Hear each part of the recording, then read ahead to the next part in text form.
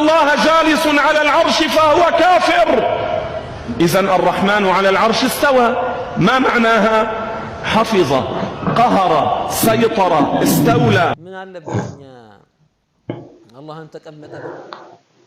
السلام عليكم ورحمة الله وبركاته. أهلا وسهلا.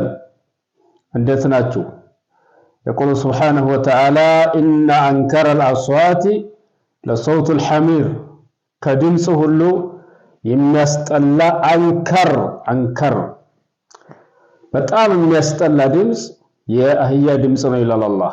አህያ በጣም ጩኸቱ ያስታውቃል አይደለም? አዎ። እና ምን ለማለት ፈልጌ ነው? ጩኸት ማስረጃ ሊሆን አይችልም። ምናልባት ይህን ተራውን ማህበረሰብ ምንም የማያውቀውን እውነት ልታስመስሉበት ይችላል።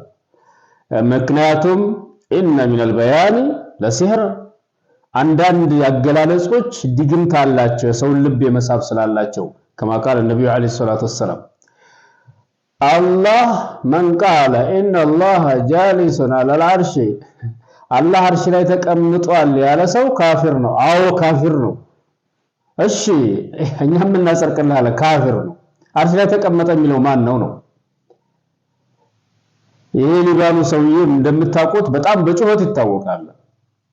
አላህ አርሽ ላይ ተቀመጠ የሚል ካፊር ነው ያለ ነው እንደዚህ የሚጮህ ማለት ነው። አላወቀ ሰው ሁለት መስሎ ይከተለዋል።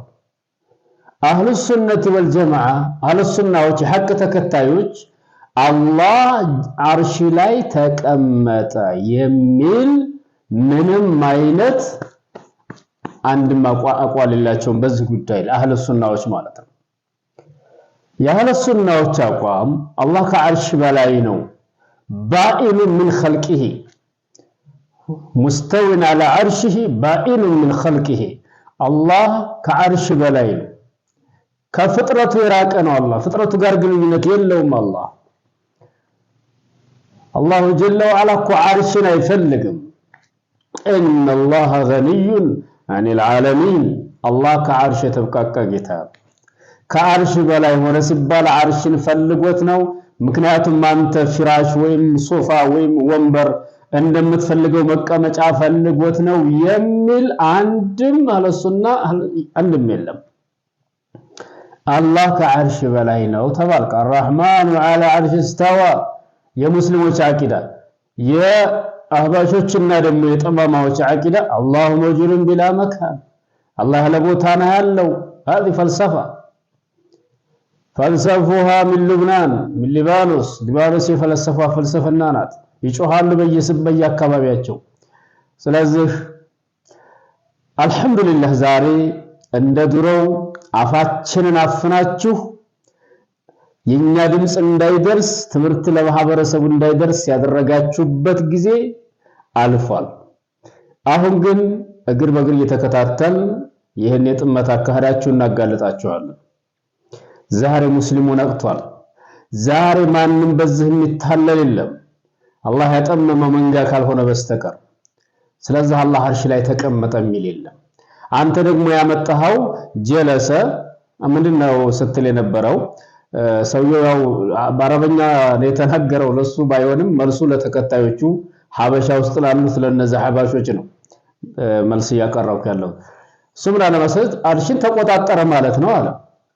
አርሽን ተቆጣጠረ። አሜሪካ ኢራንን ተቆጣጠረ። እንትናን ተቆጣጠረ። ምክንያቱም ስልጣኑ በሌላ እጅ ነበር። አርሽ በማን ስልጣን ነበር መጀመሪያ? አርሽ ስልጣኑ ተቆጣጠረ የምትሉት አንደኛ ይሄ የሚያከፍር ቃል ነው። ይሄ ተሽቢህ ነው። አላህ Subhanahu Wa Ta'ala በፍጡር ያመሳሰላችሁ ለዛ ነው አህባሾች ሙሸቢሃ ናቸው የምንለው ለዚህ ነው። አያችሁ ተቆጣጠረ ካላችሁ አላህ Subhanahu Wa Ta'ala ፍጡር ጋር አመሳሰላችሁ። ምክንያቱም አንድ ፍጡር ሰራዊት ይዞ የተሻለ መሳሪያ ይዞ አንድ ነገር ሄዶ ተቆጣጥሮ ያንን ስልጣን ላይ የነበረውን አባሩ ይቆጣጠራል። በሌላ ጊዜ ደግሞ ሌላ ይመጣል ይቆጣጠራል። እሺ አርሽ በማን ስልጣን ነበር መጀመሪያ? ስለዚህ እንደሐለ የተምታታ የክህደት አካሄድ ሙስሊሞች ሊነቁበት ይገባል። ሰላም አለይኩም ወራህመቱላህ